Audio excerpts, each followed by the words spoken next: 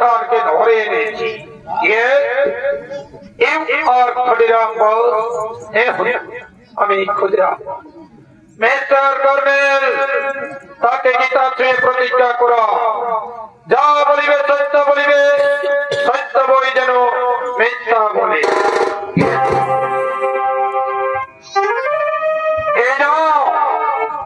বাবু, এই গীতায় হাত রেখে বলো, যা বলিব সত্য বলিব, সত্য বই মিথ্যা বলিব। না সাহেব, আমি ভারতীয় সন্তান, আমার প্রধান ধর্মগ্রন্থ এই গীতা। আমি এই গীতায় হাত রেখে বলছি, আমি যা বলিব সত্য বলিব, সত্য বই মিথ্যা বলিব না। You are a hurt in the murder of Mrs. Kennedy. You plead guilty. তুমি মিসেস কেনেডিকে হত্যা করেছ। আমার ভ্রমবশত আমি বুঝতে না পেরে এইরূপ অন্যায় করেছি। All the thoughts finding point to the true sentence according to section 302 of IPC. ভারতীয় দণ্ডবিধি অনুযায়ী 302 ধারা অনুসারে দোষী সাব্যস্ত করিয়া ফাঁসির নির্দেশ দিলাম। তোমার কোন আশা আকাঙ্ক্ষার কথা বলছেন জজ সাহেব? আপনারা কি বুঝেন আশা আকাঙ্ক্ষার কথা? বলুন তো জজ সাহেব, আপনারা যেদিন আমাদের ভারতবর্ষের সর্বপ্রথম এসেছিলেন ব্যবসা করার উদ্দেশ্য নিয়ে, এই ভারতবর্ষের মানুষের সর্বদার সুযোগ নিয়ে আপনারা ধানের জমিতে শুরু করলেন নীল চাষ। সেই নীল বিদেশে বিক্রি করে যে লাভ হতো, তারা 30% আপনারা নিজে উপভোগ করে ভারতবর্ষের মানুষ পেয়ে থাকে মাত্র 20%। যার কারণে ভারতবর্ষের চারিদিকে দেখা যায় হাহাকার, নিরন্ন মানুষের মিছিল, ভালো বৃত্ত বইটা ওনাহারে অত্যাহারে করতে থাকে জীবনের অবস্থান। আপনাদের বিরুদ্ধে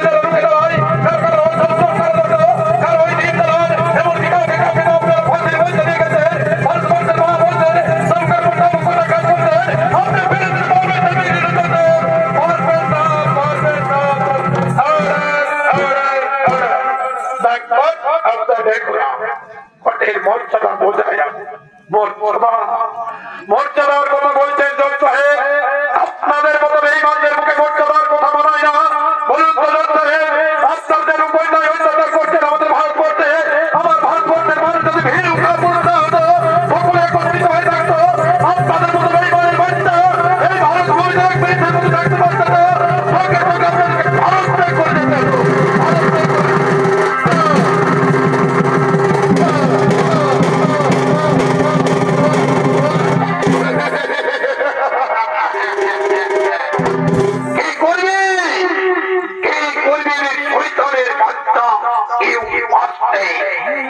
আমাদের উপরে ভারতবর্ষের মানুষ যে কোন কথা বলবে তাকে আমরা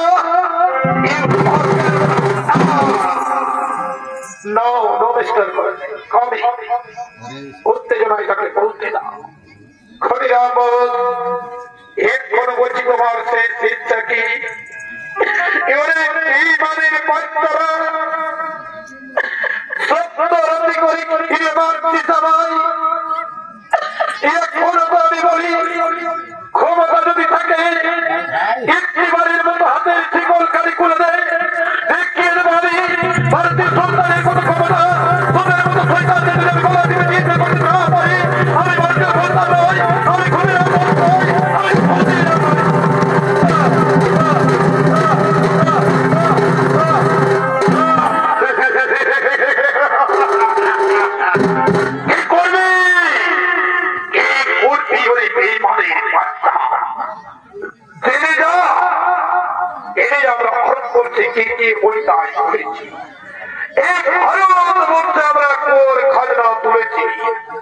ভারতবর্ষের মানুষ যারা আমাদেরকে কর দিতে পারেনি, আমরা তাদের বাড়ি হতে সুন্দর সুন্দর রমণীদের নিয়ে গিয়ে আমাদের লাল বাংলাতে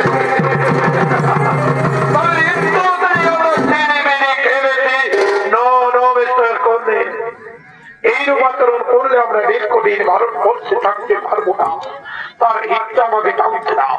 ক্ষুদিরাম বল, এক্ষণে বলছি তোমার শেষ ইচ্ছা কি? জজ সাহেব, আমার শেষ ইচ্ছা আপনি পূর্ণ করতে পারবেন না। বলুন তো জজ সাহেব, আপনার কুত্তা আমার কানের সামনে বলে গেল সে আমার ভারতবর্ষের মা বন্ধের ইজ্জত নিয়ে খেলেছে। বলুন তো জজ সাহেব, আমরা এই ভারতীয় সন্তানরা যদি আপনার ইংল্যান্ডে যাই, আপনার ইংল্যান্ডে গিয়ে আপনার বাড়িতে আপনার মেয়েকে কিংবা আপনার মাকে জোরপূর্বক নিয়ে এনে তার ইজ্জতের আপনাকে মুক্তি প্রদান করবেন।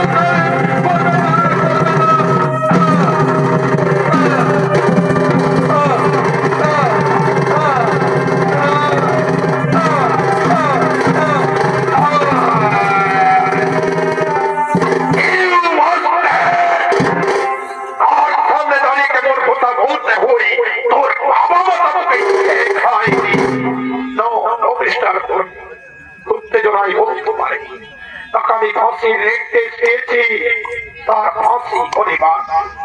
ক্ষুদিরাম লাস্ট ওয়ার্নিং, এক্ষণে বলছি তোমার শেষ ইচ্ছা কি? জজ সাহেব, আমার শেষ ইচ্ছা আপনি পূর্ণ করতে পারবেন না জজ সাহেব।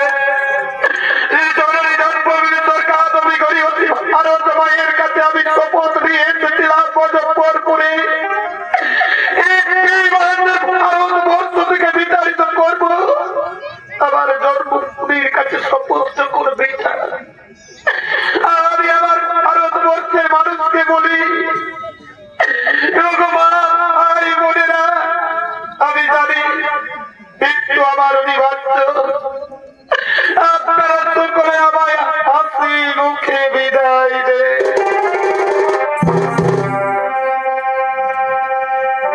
একবার বিদায় দে মা,